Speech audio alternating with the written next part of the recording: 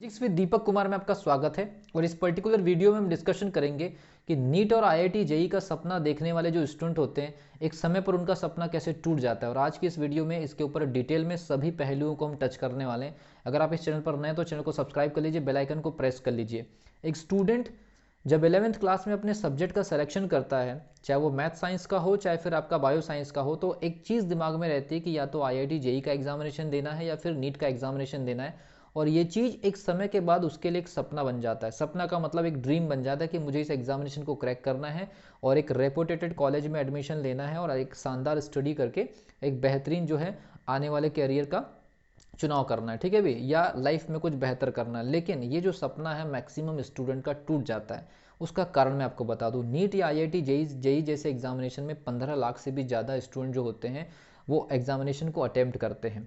और ये संख्या लगातार हर साल जो है 15% से 18% इंक्रीज हो रही है लगातार। और ये सिचुएशन और भी ज़्यादा दयनीय होने वाली है आने वाले समय में। और सीट उतने अनुपात में नहीं बढ़ती है। लेकिन एक स्कूल में जो स्टूडेंट होता है जो इन पर्टिकुलर एग्जामिनेशन के सपने देखता है और वो एक समय के बाद टूट जाता है, उसका क्या क्या कारण है। तो सबसे पहला कारण हम चलते हैं स्कूल पे चलते हैं। देखिए स्कूल में सबसे पहली चीज़, स्कूल में स्टूडेंट से क्या क्या गलतियां होती है और गौर से देखिए, गौर से सुनिए वो पॉइंट्स क्या है, जबकि ये नॉर्मल सी चीज़ है जो गलतियां स्टूडेंट से होते हैं। सबसे पहली जो गलती होती है वो होती है परसेंटेज के पीछे भागना। पहली चीज़ है परसेंटेज के पीछे भागना, या परसेंटेज बनाने के लिए या कॉम्पिटिटिव एग्जामिनेशन की प्रिपरेशन करने के लिए कोई प्लानिंग का नहीं होना। पहली चीज़ तो P for percentage, P for percentage याद रखिए। परसेंटेज के पीछे भागने की वजह से उसका कहीं भी एक कॉम्पिटिटिव माइंडसेट नहीं बन पाता। वो क्या काम करता है, जैसे ही वो परसेंटेज के पीछे भागता है तो एक 50 से 60 स्टूडेंट की क्लास में वो सिर्फ ये सोचता है कि वही उसके लिए केवल और केवल एक तरह से उसका कंपटीशन है केवल 50 से 60 स्टूडेंट के बीच में। और यहीं पर सबसे बड़ी जो उसकी जो टेंडेंसी होती है वो यहाँ पर सीधे सीधे डाउन हो जाती है। तो परसेंटेज याद रखिए, परसेंटेज का कोई क्राइटेरिया नहीं है कि आपको नीट और आईआईटी जेई में आपके परसेंटेज बहुत ज़्यादा है तो ही आप एग्जामिनेशन क्लियर कर लेंगे। मैंने इसके पहले एक वीडियो बनाया था, डिस्क्रिप्शन बॉक्स में दे दूंगा कि आईआईटी जेई और नीट में टॉपर्स के क्या हाल होते हैं, टॉपर्स कैसे गायब क्यों हो जाते हैं। तो परसेंटेज के पीछे जो पागल होते हैं, जो स्टूडेंट होते हैं या परसेंटेज के पीछे जो भागते हैं, उनकी तैयारी करने का जो तरीका होता है वो एक अलग ही ट्रैक पर होता है। वो बोर्ड में नंबर खींचने के लिए या बोर्ड में नंबर को ग्रैब करने के लिए ही एकदम उसी पर रहते हैं। उसके बाद फिर क्या होता है, इस चक्कर में क्या काम करते हैं, क्योंकि परसेंटेज में अभी ये हुआ है कि 30 मार्क्स का प्रैक्टिकल होता है। तो वो अपनी जो ट्यूशन का जो सिलेक्शन करते हैं वो ज़्यादातर ऐसा करते हैं कि वो ट्यूशन उन टीचर्स से पढ़ना चाहते हैं जिनके थ्रू हमको कहीं कुछ नंबर मिल जाए या हमारा कुछ एक्स्ट्रा प्रैक्टिकल में 2-4 नंबर ज़्यादा अपने को मिल जाए। तो उस 2-4 नंबर के चक्कर में होता ये है कि वो एक ट्रेडिशनल टीचर से जुड़ जाते हैं जो उनको केवल एक ट्यूशन बेस्ड पढ़ाते हैं या नॉर्मल पढ़ाते हैं। केवल और केवल प्रैक्टिकल नंबर की जो चाहत है स्टूडेंट का करियर खत्म कर रही है। प्रैक्टिकल नंबर तो जितना मिलना है, इवन स्कूलों में तो होता ही है कि प्रैक्टिकल जितने होते हैं जितने सिलेबस में होते हैं उतने प्रैक्टिकल हो भी नहीं पाते। और कई जगह की तो हालात इतने बेकार है कि प्रैक्टिकल होता ही नहीं, केवल फाइल जो छापते हैं स्टूडेंट, फाइल छापने को ही प्रैक्टिकल समझ बैठते हैं। और वो ये सोचते हैं कि हमको 30 में 30 मिल गया तो हमने प्रैक्टिकल में पूरा मार्क्स ला लिया, जबकि आपने तो एक प्रैक्टिकल भी नहीं किया और आपको 30 में 30 नंबर मिल गया। तो ये ओवर कॉन्फिडेंस की वजह से फिर और ज़्यादा प्रॉब्लम हो जाती है। तो सबसे पहली चीज, प्रैक्टिकल के चक्कर में जो प्रैक्टिकल एग्जामिनेशन होते हैं ना अपने 30 मार्क्स के किसी पर्टिकुलर सब्जेक्ट में, उस चक्कर में अपने ट्यूशन का सही तरीके से चयन नहीं कर पाते और ट्रेडिशनल टीचर्स के पास जाते हैं ताकि हमको बाद में प्रैक्टिकल में प्रॉब्लम ना हो। ये रियलिटी है। और यही सबसे बड़ा वजह है कि स्टूडेंट को कभी समझ में नहीं आता बाहर का जो कॉम्पिटिटिव माहौल है। वो सुबह से लेकर के शाम तक ये केवल प्रैक्टिकल में नंबर कैसे मिल जाए, परसेंटेज कैसे बन जाए, मॉडल आंसर लिखना है, इन्हीं सब चीज़ों से बाहर नहीं आ पाता। इसलिए उसकी जो ट्यूशन होती है केवल बोर्ड पर टारगेटेड हो जाती है। और बोर्ड पर टारगेटेड या बोर्ड को टारगेट करने वाले जो स्टूडेंट है वो हमेशा नीट और आईआईटी जेई का एक काल्पनिक सपना ही देख सकते हैं। उनके लिए ये एग्जामिनेशन कभी है ही नहीं।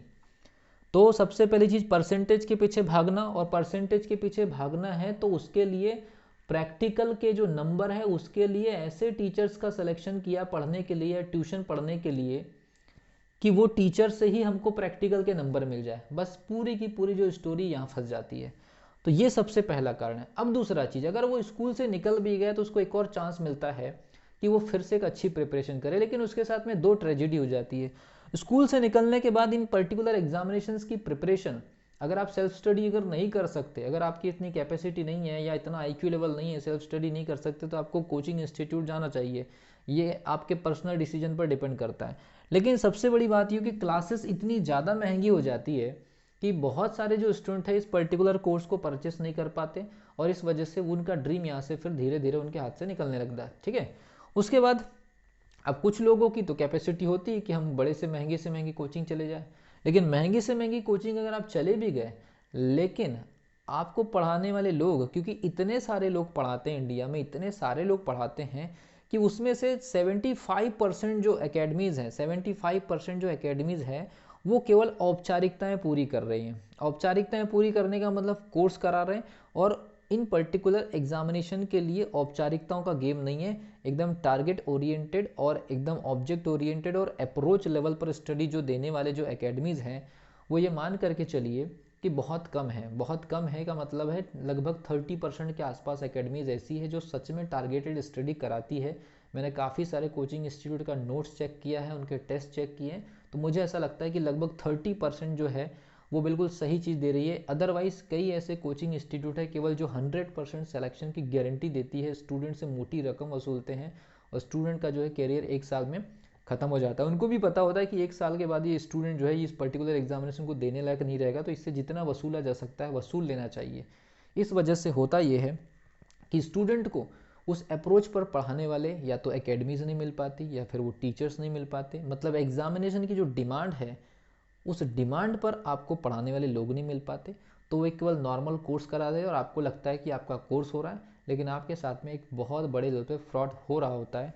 तो स्टूडेंट का आईआईटी जेई हो, नीट हो, एनडीए हो, एयरफोर्स जैसा कोई एग्जामिनेशन हो, इन पर्टिकुलर एग्जामिनेशन को लेकर के उसका जो ड्रीम होता है इस वजह से टूट जाता है। देखता है बहुत मैक्सिमम स्टूडेंट जो है सपने जरूर देखते हैं, ड्रीम देखते हैं, ड्रीम पर चलने की भी कोशिश करते हैं, लेकिन ये सारी की सारी जो ट्रेजिडीज़ होती है इसकी वजह से एक समय पर आकर के स्टूडेंट जो है वो बिखर जाता है, और फिर वो अपनी लाइन चेंज कर लेता है, फिर वो नॉर्मल कॉलेज में एडमिशन ले लेता है, और इसी फ्रस्ट्रेशन की वजह से फिर वो उसका इफेक्ट दूसरी एग्जामिनेशंस पर भी पड़ता है। तो याद रखिए, अगर आप आईआईटी जेईई या नीट की प्रिपरेशन कर रहे हैं, या आप 11th क्लास में है या 12th क्लास में है या पास आउट अगर हुए हैं, तो इन चीज़ों का फोकस, अगर आप स्कूल में हैं तो ये परसेंटेज वाला, इसके अलावा प्रैक्टिकल के मार्क्स के पीछे अपने ट्रेडिशनल टीचर्स को छोड़ करके आप बिल्कुल ओपन माइंडेड और खुले में आकर के तैयारी करिए, तब जा कर के होगा। छोड़िए इस प्रकार की चीज़ें, अगर आप वहीं पर प्रैक्टिकल मार्क्स में घुसे रहेंगे तो आपके लिए 2 साल जो होगा वो इतना वैल्यूएबल टाइम होता है, जो आपका टाइम तो जाएगा ही जाएगा, लेकिन आपके बाद में ये चीज़ें इतनी महंगी हो जाएंगी कि आपके हाथ से निकल जाएंगी। और जब अगर आप मान लीजिए आपकी कैपेबिलिटी है कि कोर्स परचेज कर भी लिए, तो इस बात की कोई गारंटी नहीं है कि आपको देने वाले जो लोग हैं वो उस लेवल का दे रहे हैं या नहीं दे रहे। मैंने आपको पहले ही बता दी, एक बहुत बड़ी भीड़ है जो आपको परोसी जा रही है, लेकिन वो परोसने वाली चीज़ आपको डिमांडेबल दी जा रही नहीं दी जा रही आपको कैसे पता लगेगा, क्योंकि आप तो इस फील्ड में नए हैं। तो हमेशा याद रखिए, एक लंबा समय डिमांड करता है इस एग्जामिनेशन का, और एक राइट अप्रोच डिमांड करती है एग्जामिनेशन की। इसलिए मैं आपको बता दूँ कि स्टडी में, इन पर्टिकुलर एग्जामिनेशन में सबसे बड़ा जो खेल है वो स्टडी के अप्रोच का है। स्टडी का अप्रोच, ये जो एग्जामिनेशन ये डिमांड कुछ और करती है। ये बिल्कुल नहीं चाहते कि आप बस कोर्स कंप्लीट करते रहे।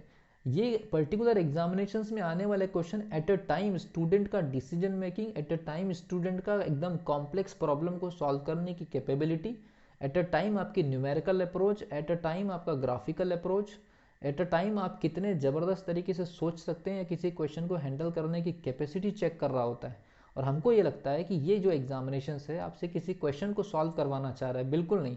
आपको प्रॉब्लम बेस जो क्वेश्चंस दिए जाते हैं या प्रैक्टिकल बेस जो प्रॉब्लम्स या न्यूमेरिकल्स दिए जाते हैं उसको ऑब्जर्व करना आना चाहिए। और ये आपको किसी कोचिंग से आए या ना आए, लेकिन पुराने साल के पेपर देख करके आ जाना चाहिए कि एग्जामिनेशन आपसे डिमांड क्या करता है। तो ये याद रखिए कि ड्रीम टूटते क्यों स्टूडेंट्स के, इसके सारे के सारे कारण मैंने आपको रख दिए।